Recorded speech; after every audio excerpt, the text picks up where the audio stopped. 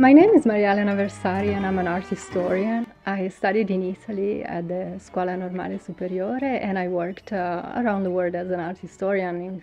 I have been working for many years on the question of internationalism in relation to modern art. So my desire to work on Alexander Archipenko started very early because he is a very important figure in the history of modern art. And he embodies the spirit of internationalism. He was born in Kiev, but he moved to Moscow and then to Paris and to Berlin, to the United States. He exhibited everywhere in his life, and he was incredibly important for the development of modernism in each location in which he was active. He wasn't just a spectator or a person that learned about modern art. He was making modern art and teaching what modernism is. This is the first time that we have a show devoted to Archipenko and the artists that looked at Archipenko, worked with him, and were influenced by him in Italy.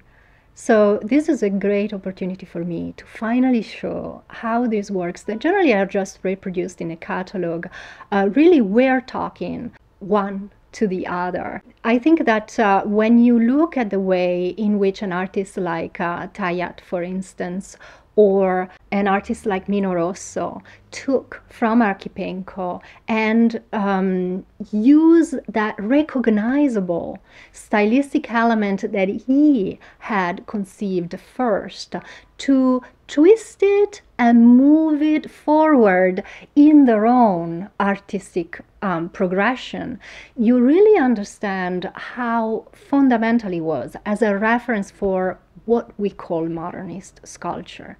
When these works are seen together, I think they really reveal the way in which they were conceived in relation to one another.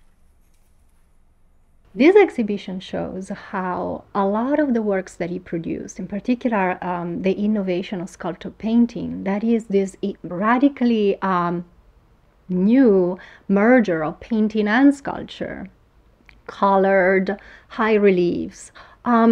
This innovation of sculpture painting is something that can be seen constantly transitioning from a two-dimensional to a three-dimensional situation. It's definitely a constant interaction among drawings, 3D sculptures and high reliefs, and constant interaction among different materials and color that really comes out when you see the works in person.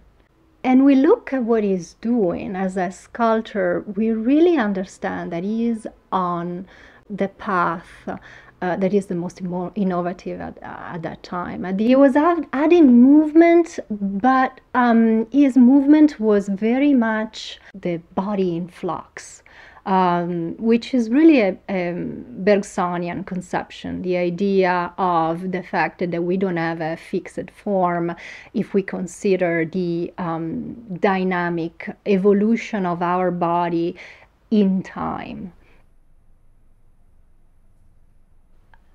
For an artist that had acquired such an importance already in the 20s, to have the courage to move forward from your recognizable achievements, your recognizable style, and try something new.